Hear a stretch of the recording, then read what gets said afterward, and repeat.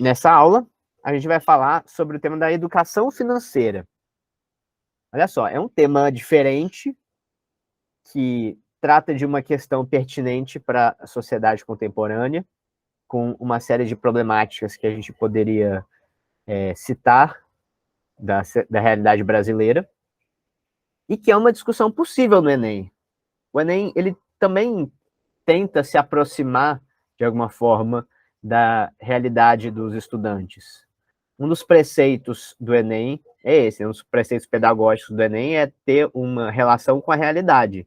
Não tem questões que são abstratas, questões, por exemplo, em matemática, uma fórmula para você resolver sem nenhum contexto, sem nenhuma relação com a realidade.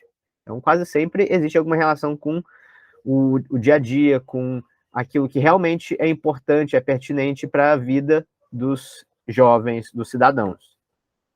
E a redação também inclui isso, né? São problemas sociais, mas são problemas próximos da vida. E esse, possivelmente, é um dos problemas mais próximos, embora negligenciado.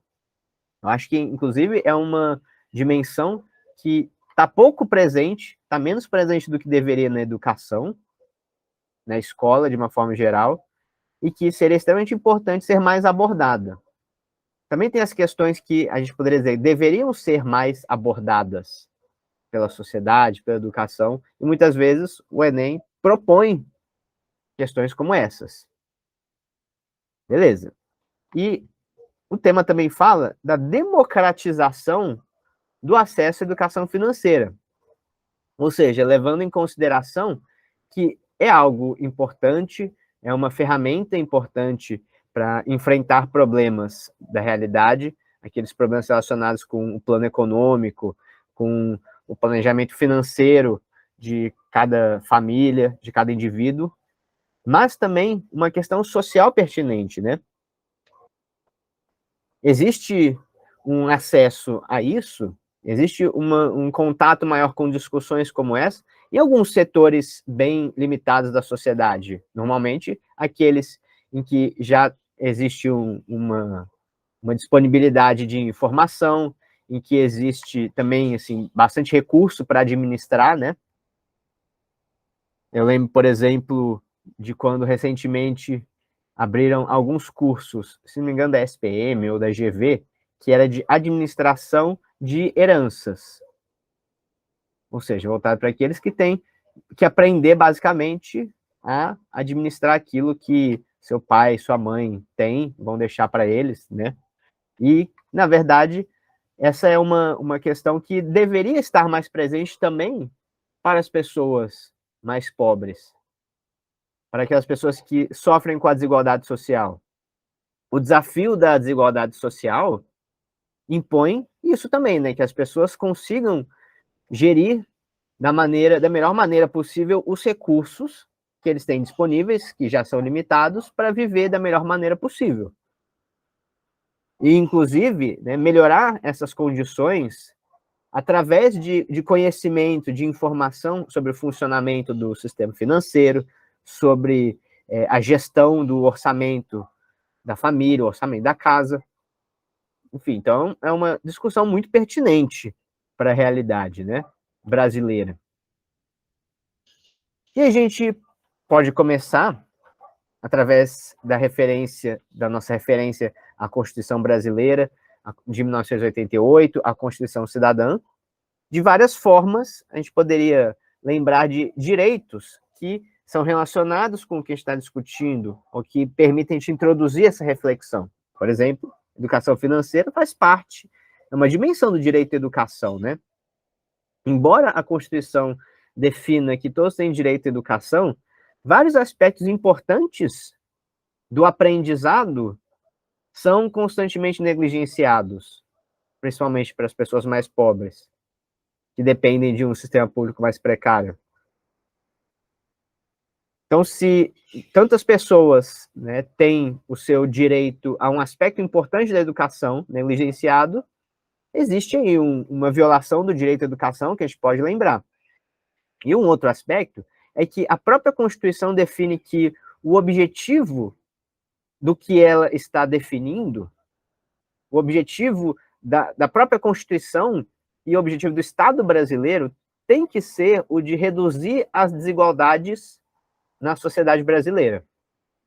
Está previsto como assim, um objetivo fundamental do Estado. Então a gente pode dizer que, em vários temas diferentes, é interessante lembrar que a Constituição já considera como algo, antes de tudo, uma prioridade para a atuação do Estado, para a aplicação daqueles direitos, é combater a desigualdade.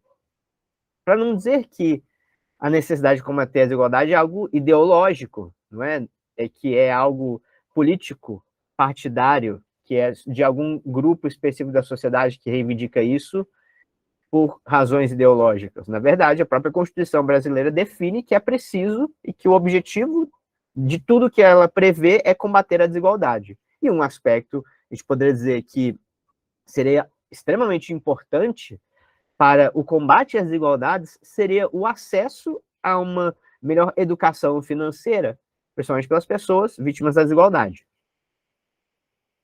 Bem, então, uma primeira referência para o parágrafo de introdução, ou até mesmo para você problematizar ao longo do seu texto.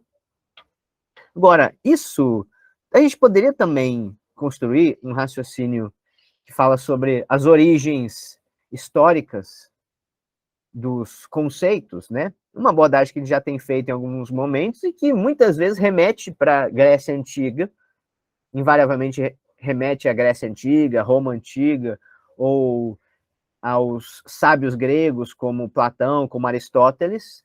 Isso que a gente está discutindo, assim, a economia doméstica, né? A economia no sentido da administração dos recursos disponíveis para a família, para o lar, é um conceito que vem de Aristóteles, foi definido dessa maneira por Aristóteles. O Aristóteles afirma que a economia é aquela ciência que tem como objetivo administrar os recursos do ponto de vista doméstico, os recursos da família, da casa, e também, como um reflexo da boa administração desses recursos da casa, os recursos da polis, os recursos da coletividade. Já que, em ambos os casos, a disponibilidade de bens, de recursos, é limitada. Uma realidade em que os bens, os recursos são relativamente escassos, você precisa aprender a administrá-los de uma maneira sábia. E aí, disso que trata a economia. Sobretudo aqui, como estamos falando, a economia doméstica, né, que também foi abordado por Aristóteles. Ele falava que a base da economia era a economia doméstica. E o estudo da economia, ele representa o uso adequado, o melhor uso dos recursos, visando satisfazer as necessidades de uma boa vida. Então, como o objetivo do ser humano é a felicidade, segundo Aristóteles, é preciso que a gestão dos bens tenha como objetivo esse bem maior, né, que é a felicidade. Então, é preciso gerir aquilo que temos, que é limitado, para que nós tenhamos uma boa vida, uma vida virtuosa, né?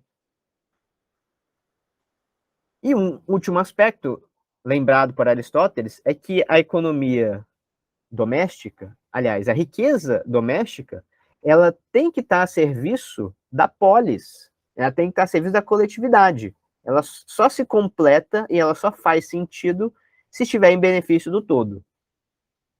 Em termos da busca por uma vida virtuosa, né, e por uma gestão virtuosa dos recursos, é preciso considerar que ele deve estar a serviço do todo, da coletividade. Muito bem. Porém, a gente pode dizer que existem alguns obstáculos para que as pessoas consigam ter uma boa gestão dos seus bens materiais, uma boa gestão do seu dinheiro e uma administração consciente, bem orientada do orçamento da família, por vários motivos, né? Que a gente pode dizer, poderiam ser os nossos argumentos para a gente problematizar nesses parágrafos de argumentação. Um aspecto que eu pensei que pode ser responsável por essa dificuldade de ter uma economia doméstica equilibrada, para a maioria das famílias, poderia ser o consumismo exacerbado, né?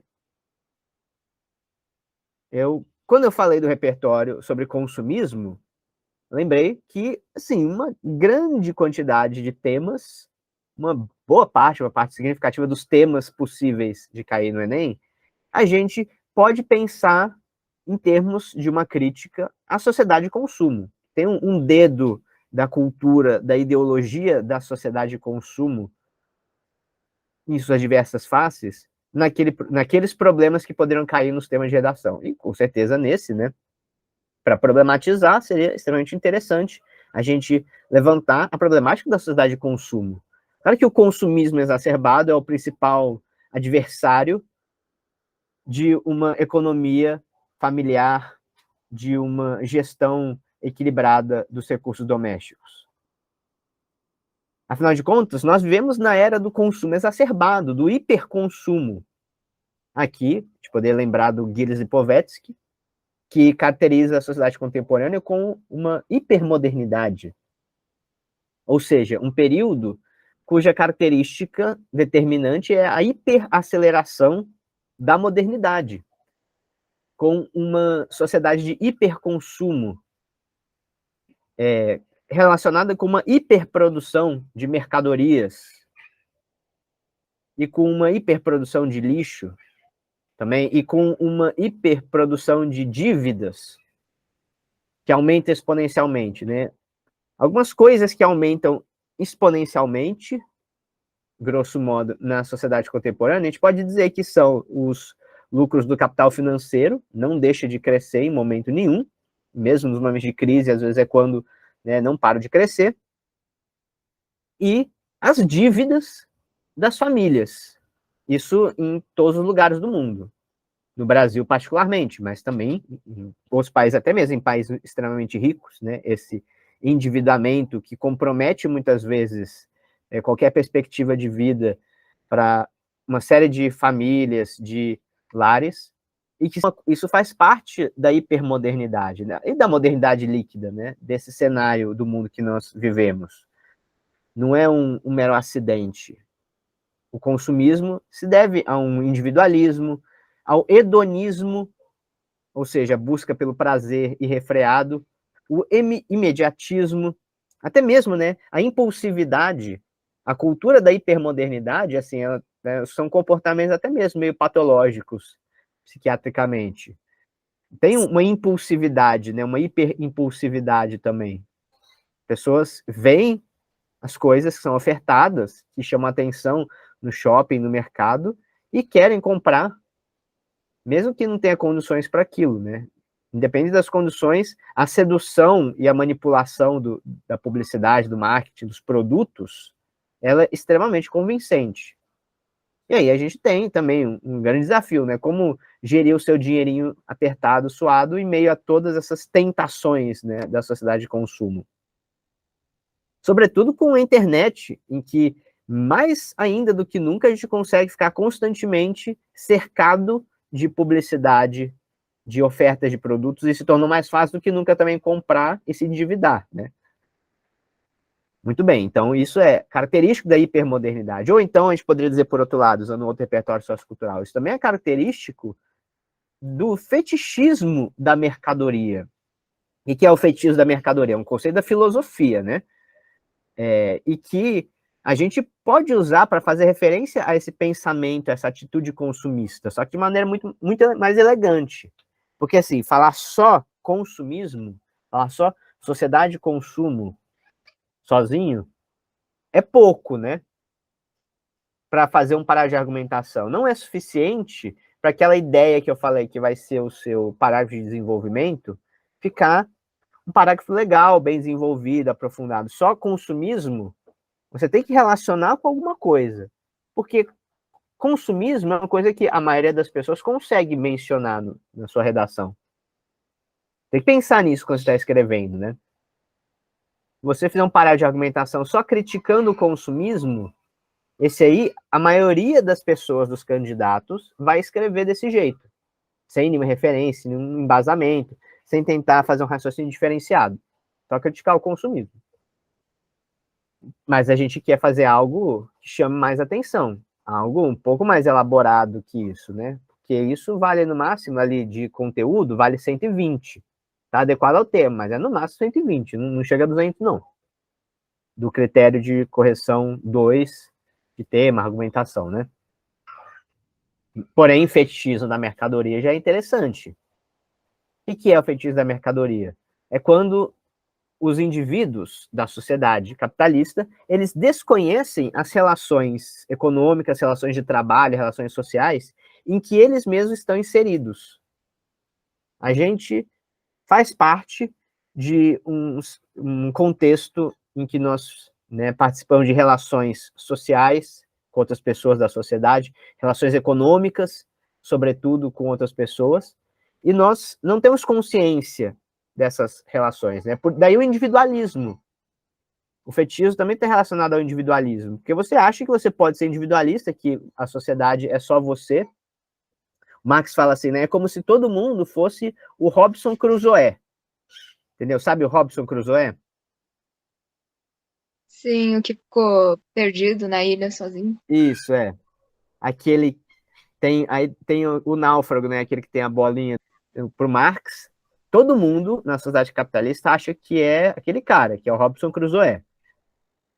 Por quê, assim? Porque é só você, entendeu? Aí os outros, assim, você está em relação com eles ocasionalmente, fortuitamente, mas é você e só você. Uma ilusão do individualismo, quando na verdade você está inserido no meio dessa relação. Você não sobreviveria, né, minutos se fosse só você, do jeito que é o Robinson Crusoe.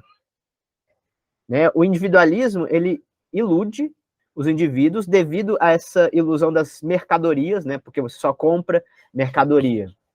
Aí você não lembra que quem produziu a mercadoria é uma pessoa que está ali, tem um trabalho, que tem uma demanda, que consome recursos e que faz aquilo mediante o seu próprio trabalho. Você depende do trabalho daquela pessoa, você depende do esforço dela e de tantas outras, né? Porque praticamente nada que a gente utiliza na nossa vida, no nosso dia a dia, nem mesmo o alimento, né? Muito menos o alimento, aliás, é produto do nosso esforço.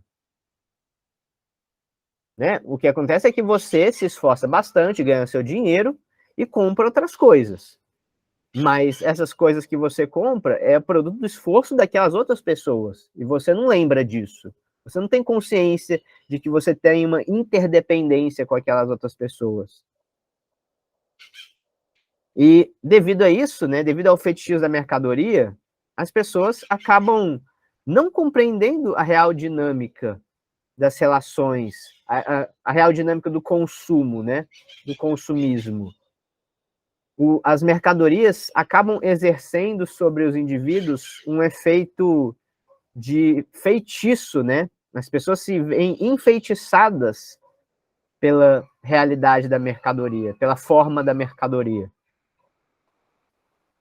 E assim, não entender essa real dinâmica da economia em que você está inserido é devido a isso que as pessoas não conseguem ser bem organizadas financeiramente, não conseguem ter consciência da gestão dos seus recursos, não conseguem administrar adequadamente os seus recursos, porque elas nem entendem a realidade da economia, a realidade do consumismo, segundo o fetichismo da mercadoria. Bom, por outro lado, né, além do consumismo, eu acho que, na verdade, a principal causa dessa problemática, o principal obstáculo para que haja uma educação financeira de fato, é que as pessoas são vítimas da desigualdade. Aliás, né, é a desigualdade que, inclusive, faz com que a gente precise tanto da educação financeira. É por causa da desigualdade que muitas pessoas que precisam não têm educação financeira, por causa da falta de informações, de instruções relacionadas com a pobreza, né? E é por causa da falta de uma educação financeira que a desigualdade continua se perpetuando também. É preciso, né, instruir as pessoas, democratizar informações, esse aprendizado sobre as finanças, sobre a economia, como maneira de auxiliar as pessoas a enfrentar a desigualdade, a superar a desigualdade.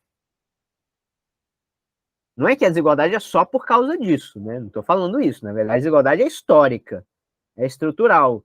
Aí, hoje em dia, que existe educação financeira como uma ferramenta para você, né, enfrentar essa condição como recurso a mais.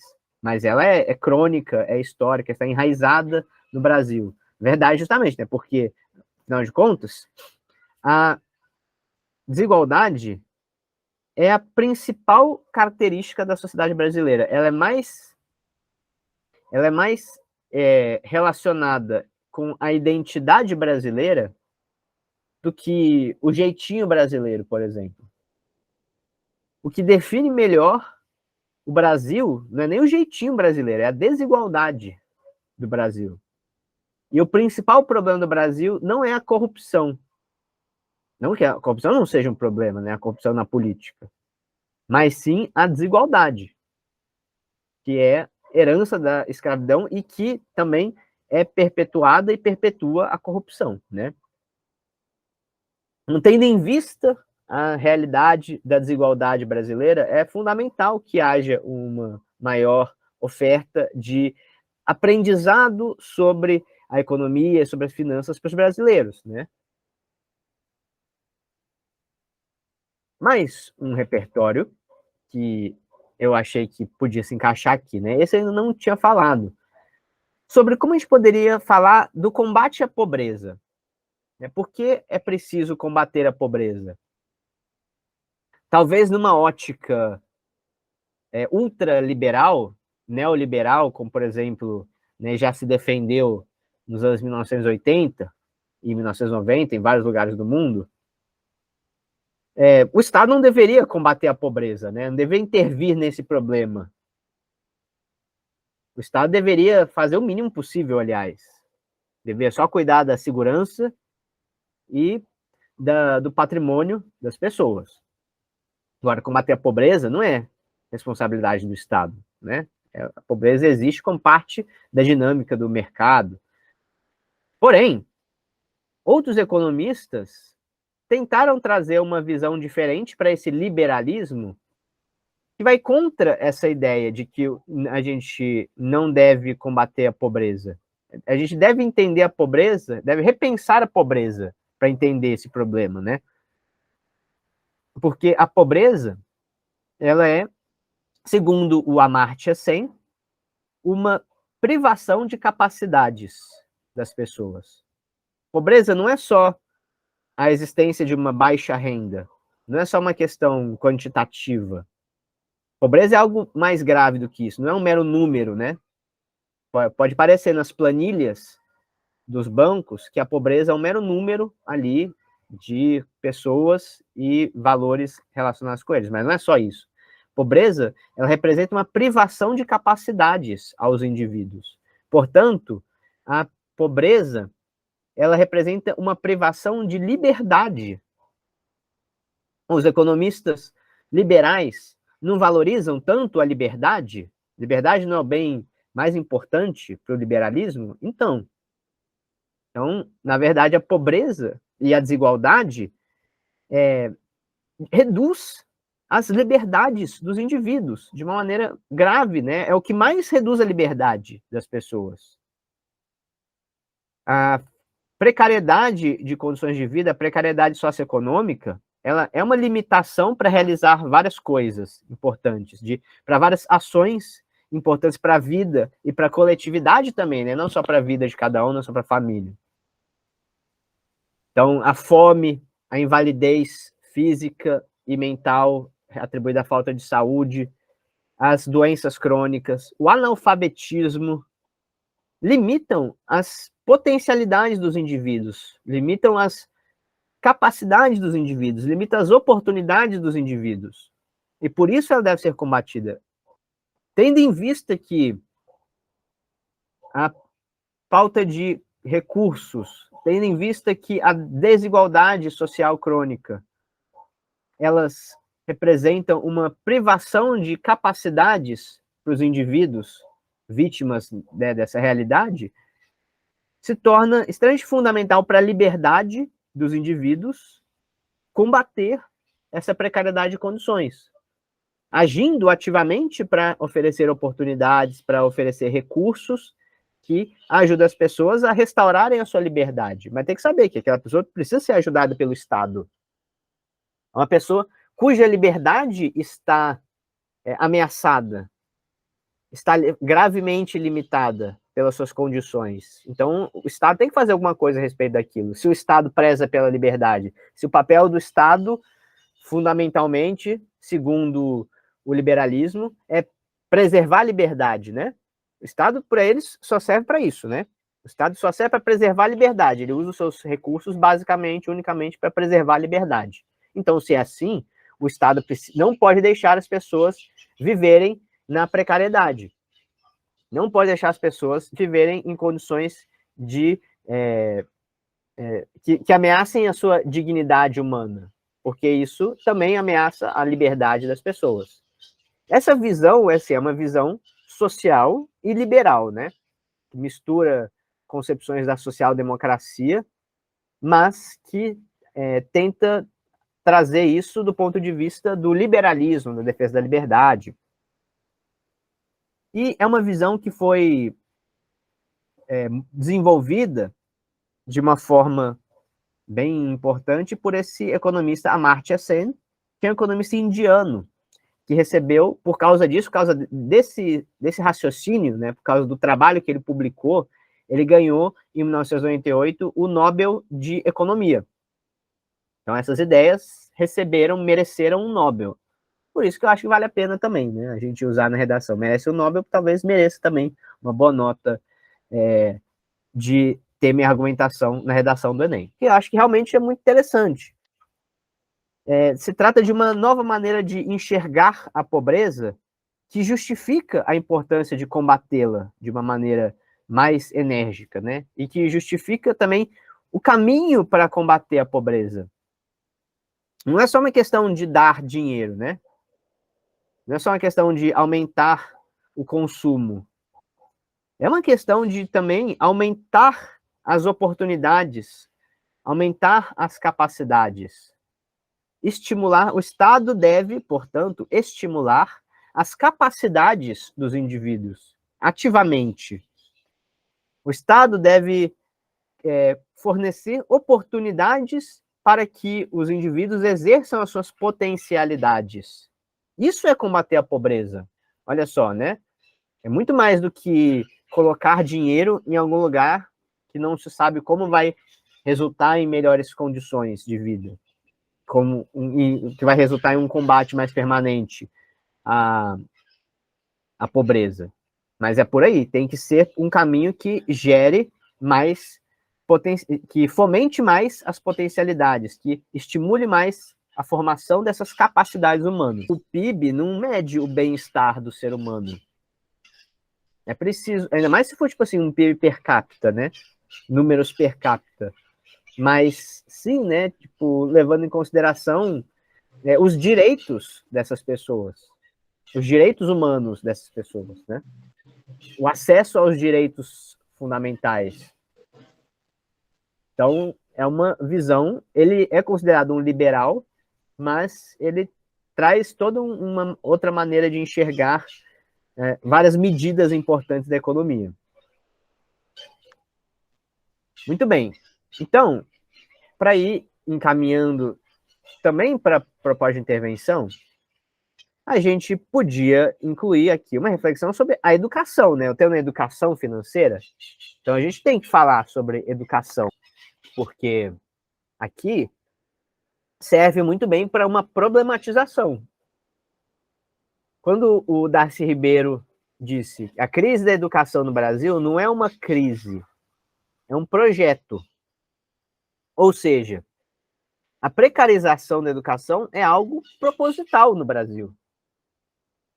Em vários níveis, existe a gente pode dizer, até uma sabotagem, né, das políticas públicas educacionais, que faz com que, realmente, uma parte importante da sociedade brasileira tenha um aprendizado limitado e precário e acabe se limitando a uma condição de ser uma mão de obra barata para o capital.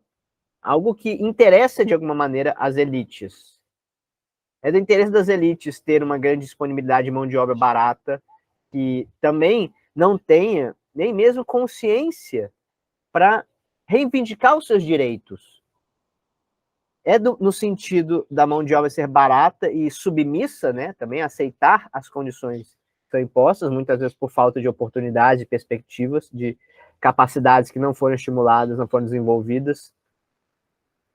E é também uma questão de não questionamento, de não desenvolver uma consciência crítica sobre as relações sociais e acabar com isso se submetendo a esse sistema, esse regime político de desigualdade social. Então, isso é o Darcy Ribeiro, né? Uma citação do Darcy Ribeiro para a gente criticar, problematizar essa realidade. E aí, com certeza, a falta de uma educação financeira é uma parte importante da falta de efetividade da educação na vida dos indivíduos, que faz com que eles continuem em uma condição precária, que continuem sendo vítimas da desigualdade social, apesar desse acesso limitado à educação, né, continuem sem oportunidades de transformação da sua própria realidade.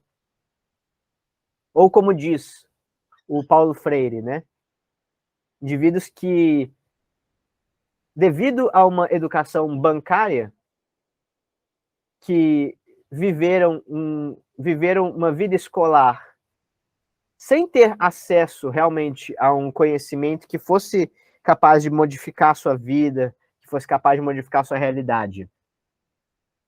Devido ao modelo educacional atual, os indivíduos são condicionados a uma atitude totalmente passiva e são condicionados a aceitar uma realidade social sem questionamentos.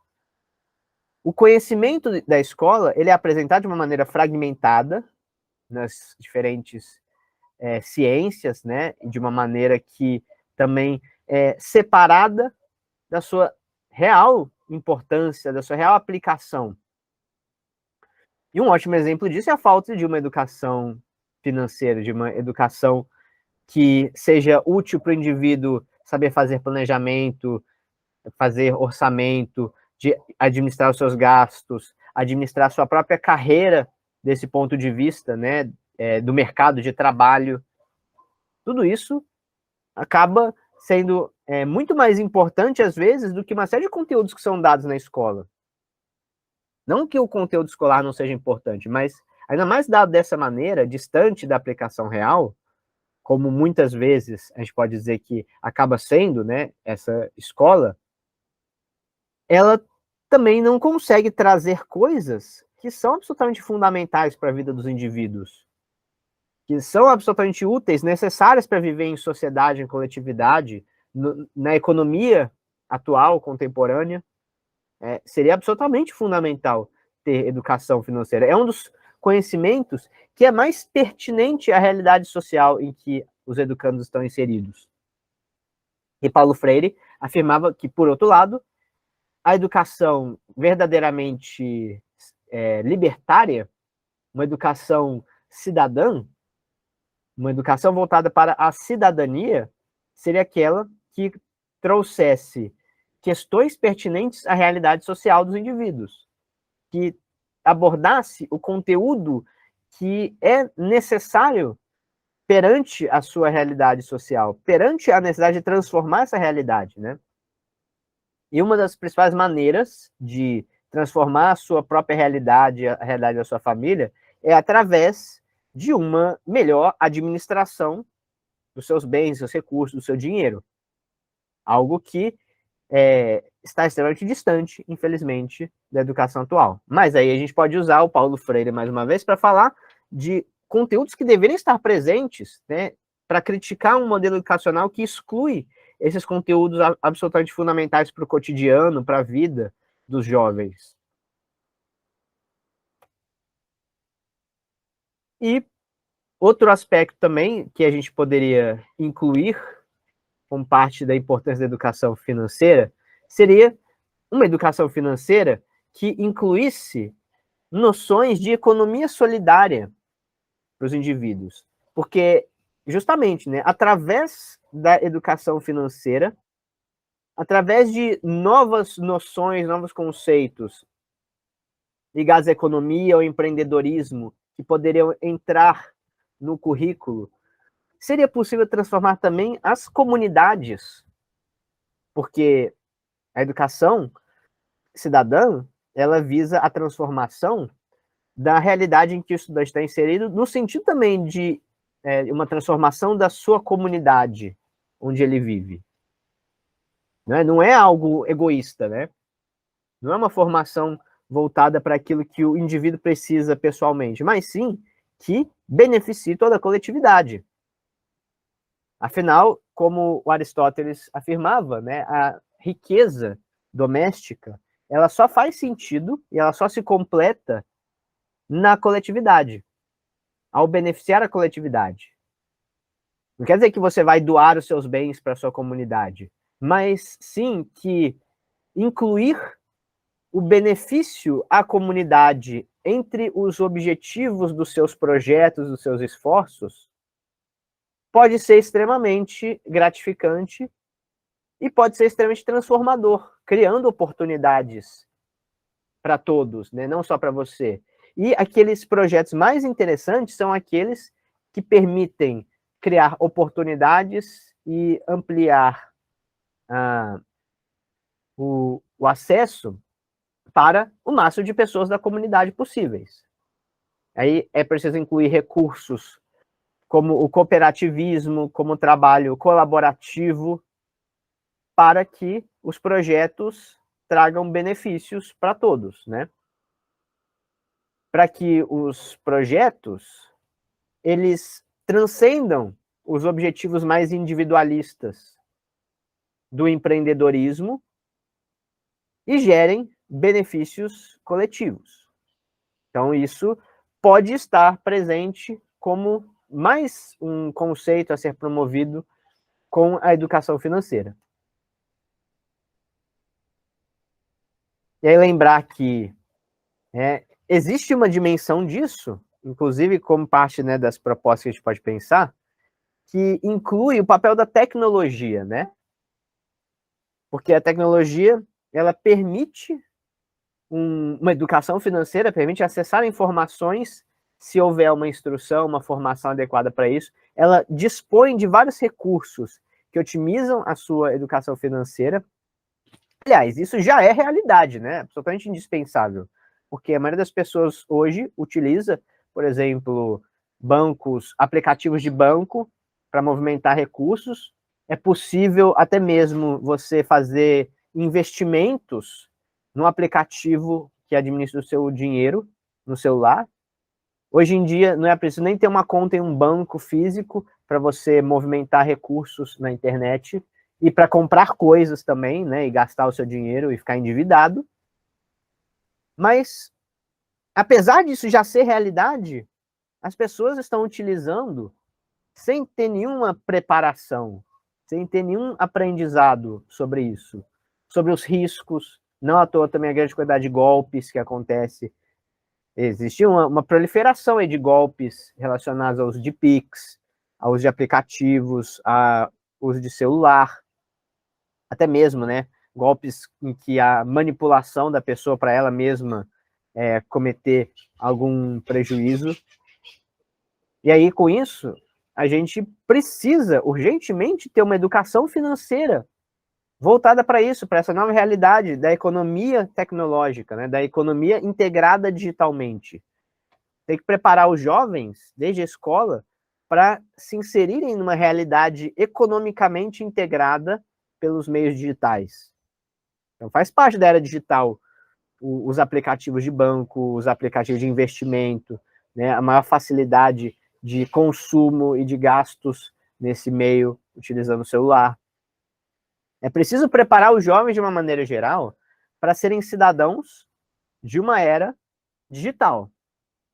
Isso é quando eu trouxe esse repertório, falando da reforma educacional na Finlândia, visando preparar os jovens para a era digital, para serem cidadãos da era digital.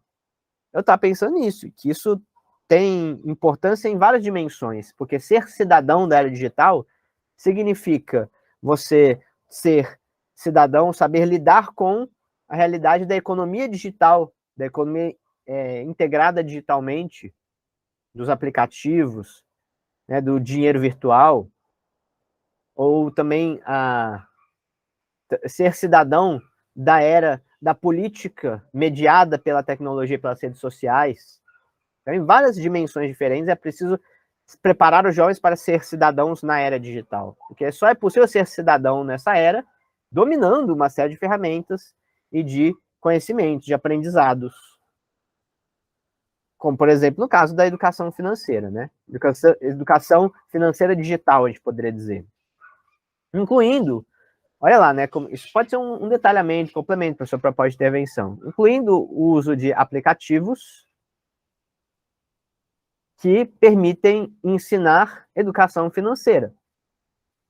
Aplicativos que auxiliam as crianças, os jovens, a terem consciência sobre o cuidado com o dinheiro, o cuidado com o consumismo, o cuidado com os recursos da família. Então, é uma boa maneira lúdica, né, de introduzir um aprendizado importante para uma geração que já utiliza os recursos digitais. Certo? Então, essa era a ideia. A gente poderia fazer uma proposta. Eu falei de vários elementos da proposta, né?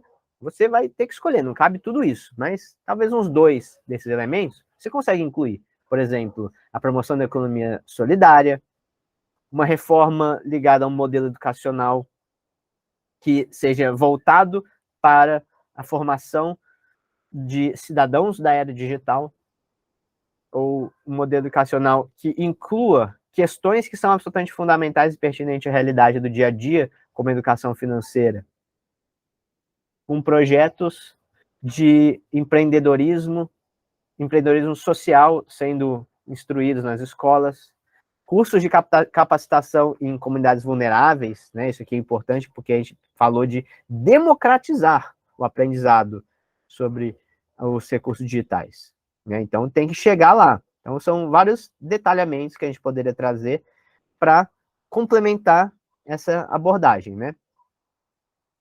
Reformas educacionais como a da Finlândia, favorecendo o ensino integrado aos recursos digitais, para que a educação realmente cumpra o seu objetivo de formar cidadãos preparados para o mercado de trabalho, para a economia integrada digitalmente, uma economia mais adequada ao século XXI, menos desigual e mais integrada tecnologicamente. Então é isso.